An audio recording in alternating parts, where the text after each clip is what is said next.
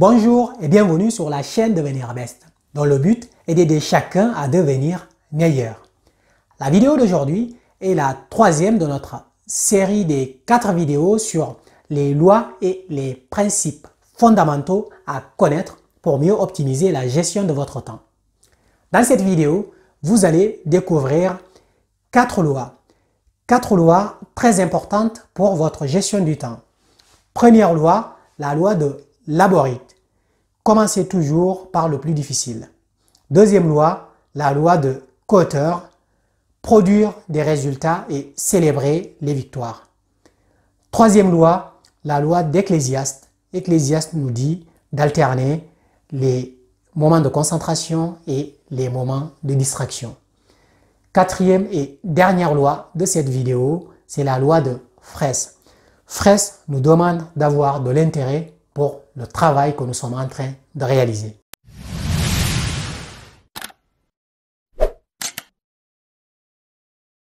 Les lois et les principes fondamentaux de la gestion du temps sont des clés qui nous permettent de mieux organiser notre journée de travail, de mieux organiser nos activités, mais surtout de mieux optimiser notre énergie au quotidien.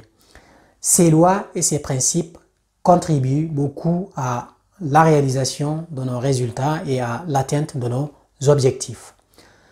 La première loi de cette vidéo, c'est la loi de Laborit. Laborit nous dit que le comportement humain nous incite à faire en premier ce qui nous fait plaisir.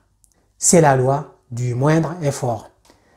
De manière consciente ou inconsciente, nous avons toujours tendance à travailler sur les choses qui nous font plaisir, mais qui ne nous apportent pas forcément de bien-être ni de résultats concrets et de réussite à long terme.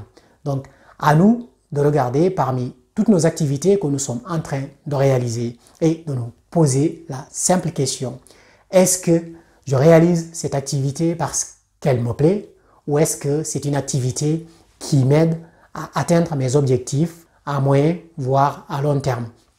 Il faut toujours caractériser les activités que nous sommes en train de réaliser en termes de leur importance et non de leur degré d'urgence ni du plaisir immédiat que ces activités nous fournissent. Donc, réfléchir à long terme, réfléchir à moyen terme nous pousse à travailler sur les choses qui sont vraiment importantes et qui nous permettent une réussite et aussi qui nous permettent d'être alignés avec nos valeurs et nos principes fondamentaux. La deuxième loi de cette vidéo, c'est la loi de Kotter. Kotter nous dit que les meilleurs changements commencent toujours par des résultats immédiats et des résultats concrets. Cela veut dire de se mettre en action une fois qu'on a défini nos objectifs, une fois qu'on a tracé notre itinéraire, passer tout de suite à l'action et produisez des résultats. Il faut toujours célébrer les petites victoires. Cela permet d'augmenter notre niveau de confiance, mais aussi notre niveau de motivation.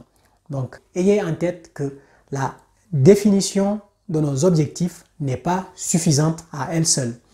Il faut ensuite passer à l'action pour produire des résultats et c'est seulement en produisant des résultats que nous arrivons à voir les effets bénéfiques de nos actions au quotidien. La troisième loi de la gestion du temps de cette vidéo est la loi d'Ecclésiaste. Ecclésiaste nous dit qu'il y a un moment pour tout et un temps pour chaque chose. Il faut toujours prévoir du temps pour toutes nos responsabilités, que ce soit au niveau de notre travail, que ce soit au niveau de notre famille, que ce soit au niveau de nos amis. Il faut prévoir du temps pour toutes les choses qui sont importantes pour nous.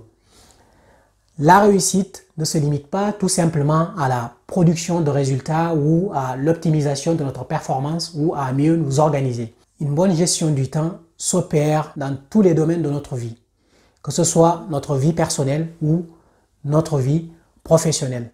Donc, produire des résultats, c'est très bien, mais il faut produire des résultats dans un cadre social de référence très agréable pour pouvoir tenir dans la durée. La quatrième et dernière loi de cette vidéo est la loi de Fraisse.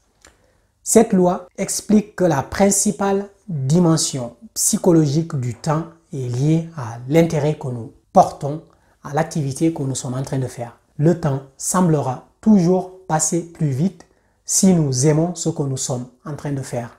Mais l'inverse est aussi vrai. Si nous n'aimons pas ce que nous sommes en train de faire, nous allons passer une heure, mais nous aurons l'impression que nous y avons passé une journée. Il est très important de bien définir et de bien cadrer les activités sur lesquelles nous travaillons. Agir, être en action ne veut pas tout simplement dire abattre des tâches. Non, il faut réaliser des activités ou des tâches qui sont en phase avec notre fameuse boussole intérieure.